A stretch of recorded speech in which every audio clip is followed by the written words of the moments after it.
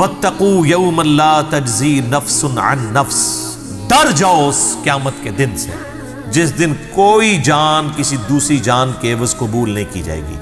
یہاں وہ مشرکین عرب کے جو سردار تھے وہ کہتے تھے کہ ہمارے پیچھے چلو، کل کو پکڑ بھی ہوئی تو ہم اپنا آپ پیش کر دیں گے، تمہیں چھڑوا لیں گے۔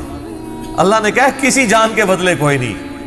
اچھا دنیا میں عشق مشوقی میں ہوتا ہے کہ میں تیرے لیے جان دے دوں گا، اللہ کہہ رہا ہے کوئی قیامت دن کوئی عشق مشوقی کوئی اس طرح کی شو بھی کرنے کی کوشش کرے گا نا، ویسے تو کسی کی ضرورت نہیں کہ کام کر جائے، ٹھیک ہے، ایسے ہی سارا نکل جائے گا، ایک صرف گرم سلاق کسی نو پھیرو تو لگ پتہ جاتا ہے، ٹھیک ہے نا۔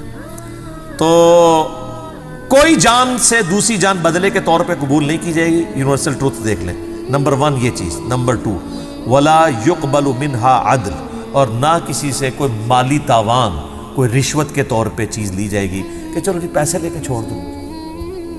ولا تنفعها شفاعة ولا هم ينصرون، نہ ہی کسی کی سفارش کام آئے گی اور نہ ہی ان کی مدد کی جائے گی۔ دنیا میں بھی یہی ہوتا ہے نا، جان کے بدلے جان۔ یہ بہت کم کیسز میں ہمارے قبائلی علاقوں میں ہوتا ہے کہ جب کوئی لڑائی ہوتی ہے یا وہ کسی نے کسی کی بچی کے ساتھ نکاح کر لیا، وہ کہتا ہے جی آپ اس کی بچی لے جائیں، ایک جان کے بدلے دوسری جان۔ وہاں بھی قبائلی سسٹم میں ہوتا تھا، ایک بندہ ادھر سے قتل ہوتا تھا، وہ ادھر سے ایک کر دیتے تھے، حالانکہ وہ قاتل ضروری نہیں کہ وہ اسی قاتل کو قتل کریں، کوئی ایک بندے کو قتل کرتی ہے۔ یہ بھی نہیں ہوگا، نہ مال لیا جائے گا۔ دنیا میں آپ رشوت دے کے چھڑوا سکتے ہیں کسی کو جرم سے، یا جج کو رشوت لگا سکتے ہیں، لیکن آخرت کا جج تو اللہ ہے، اور نہ ہی کسی کی سفارش قبول کی جائے گی۔ تو مجھے بتائیں، یہ آیت نمبر 123 سورۃ البقرہ کی پڑھنے کے بعد کوئی شخص کسی پیر کا یہ دعویٰ قبول کر لے گا کہ میں اس وقت تک جنت میں نہیں جاؤں گا جب تک کہ تمہیں بھی ساتھ نہ لے جاؤں؟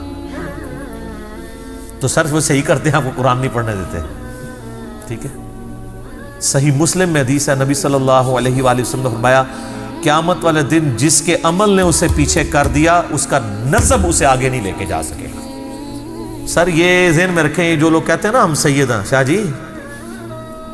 جی صحیح مسلم مولانا شریف نہیں، قیامت والے دن جس کے عمل نے اسے پیچھے کر دیا اس کا نسب اسے آگے نہیں لے کے جا سکے گا۔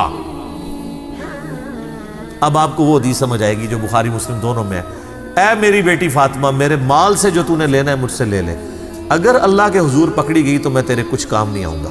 اچھا یہ صرف فاطمہ کے لیے نہیں ہے، پھر نبی علیہ السلام نے کہا اے نبی کی پھوپھی تو بھی سن لے، اے نبی کے چچا تو بھی سن لے، اے نبی کے خاندان والوں تم بھی سن لو۔ حضور نے ایک ایک کو مخاطب کیا، کیونکہ قرآن میں آیت نازل ہوئی تھی نا کہ اپنے قریبی رشتہ داروں کو ڈر سنائیے، تو اس ڈر میں آپ نے اپنی پھوپھی کو مخاطب کیا، اپنے چچا کو مخاطب کیا، اپنی بیٹی کو مخاطب کیا۔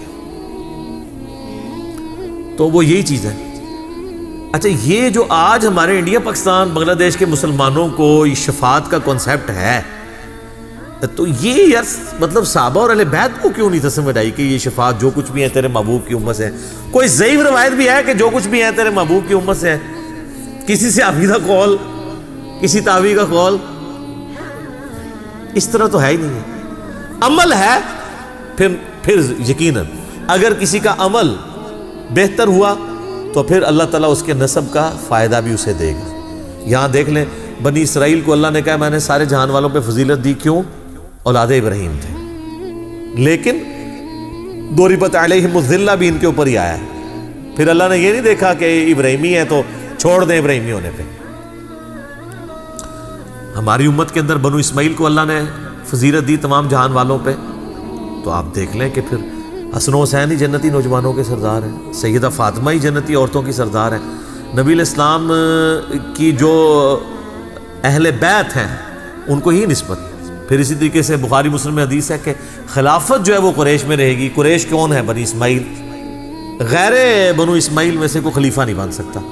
تو یہ آپ ساری چیزیں دیکھیں تو آپ کو پتہ چلے گا یہ ساری چیزیں اس وقت فائدہ مند ہیں جب کسی کے اعمال بھی اچھے ہوں۔